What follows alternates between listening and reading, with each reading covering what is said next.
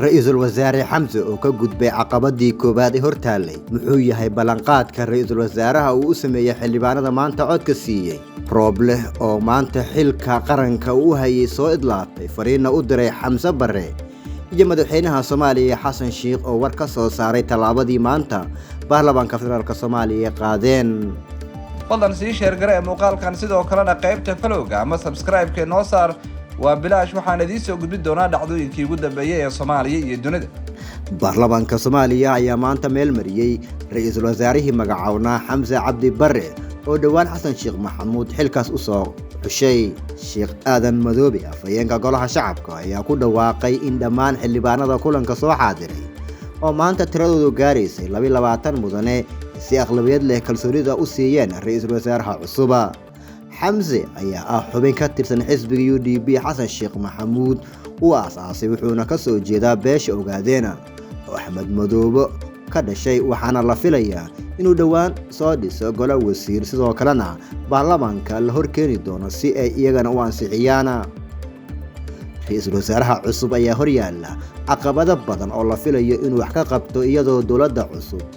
la kowsatay abaar daran oo dalka ka jirtay taasoo qarka u saaran tahay in isku bedesho macluul la mid ah tii dhacday sanadii 2011 Xasan Sheikh Maxamuud ayaa ku soo galay ololaha doorashada Soomaaliya halku dhig ahaa Soomaali heshiis ah dunida heshiis la ah waxaana ballanqaad laga sugayaa inuu fuliyo 4 sano uu joogo filla Soomaaliya ee qayb ka tahay in halku dhigaasi uu ka dhabeeyo khudbad uu u jeediyay baarlamaanka Xamse Barre ayuu u ballanqaaday xildhibaanada inuu qaar badan oo kamid ah ku soo dari doono golihiisa wasiirada oo dhawaan la sugayo inuu soo dhiso hadalkiisa wuxuu soo jiitay sacab badan xildhibaanada dhamac uga jiray wasiir inay noqdaan taasoo ku qasabtay in codka kalsoonida siiyaan ra'iisul wasaaraha maanta la horkeenay ra'iisul wasaare Xamse ayaa sheegay inuu soo dhisayo xukuumad tayo leh oo wax ka qaban karta xaaladda adag ee ka jirta dalka Soomaaliya sida amniga, dhaqaalaha, abaarta iyo malaayiin qof oo Soomaaliyeed ee saameysay baarlamaanka ayaa la horkeeni doona golaha wasiirada marka uu soo magacaabo waxaana liiska la filayaa in xildhibaano ay ka soo muuqan doonaan kuwaas oo Xasan Sheikh uu codeeyay 15 bishii May dhinaca kale ra'iisul wasaarihii hore Soomaaliya Maxamed Xuseen Rooble ayaa waxa uu ka hadlay codka kalsoonida oo ay u qaadeen maanta xildhibaanada golaha shacabka Soomaaliya ra'iisul wasaaraha cusub injineer Rooble ayaa hambalyo u diray Barre oo si toos ah xafiiska ula wareegi doona goordhowa waxaan hambalyo iyo bogaadin u diraya ra'iisul wasaaraha xukuumadda Xamse Cabdi Barre oo maanta helay codka kalsoonida golaha shacabka ee baarlamaanka Soomaaliya ayuu yiri Rooble xildhibaanada golaha shacabku way ku mahadsan yihiin kalsoonida buuxda ee siiyeen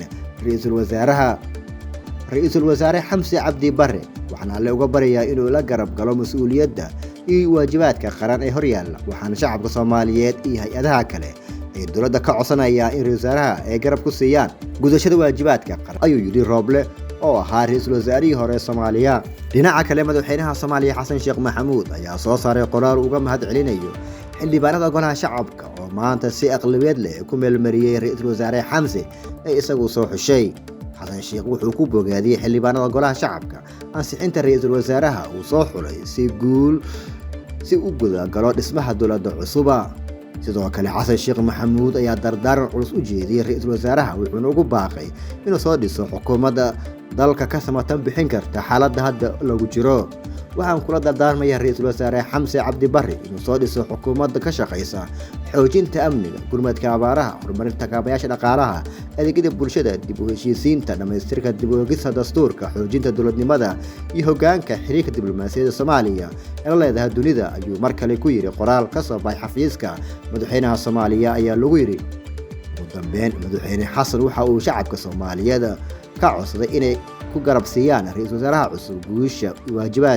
gudashada waajibaadka dastuuriga ee horyaalla isagoona ugu duceeyay inuu ka soo dhalaalo mas'uuliyadda culus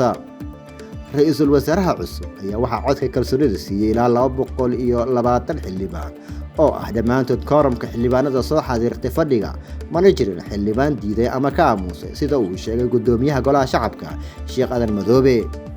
xamse cabdi barre ayaa noqday ra-iisul wasaarihii 12aad ee Soomaaliya waxaana looga fadhiyaa inuu soo dhiso xukuumaddiisa isla markaana uu ku soo celiyo baarlamaanka federaalka Soomaaliya si ay u ansixiyaan golaha wasiirada cusub. dadka ka faallooday siyaasadda Soomaaliya waxa ay sheegeen in